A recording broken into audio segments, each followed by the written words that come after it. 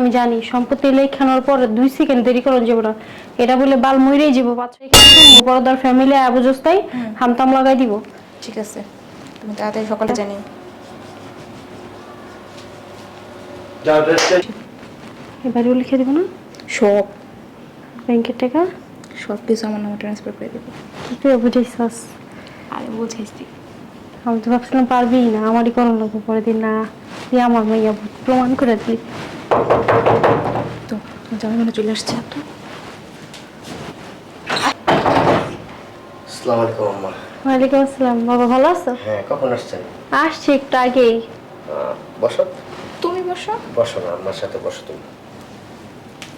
শোনো, তুমি তো চাইছো আমার যত না এখানে দলিল দেখে নাও, সব তোমার নামে করে দিছি যা আছে। দেখো আমি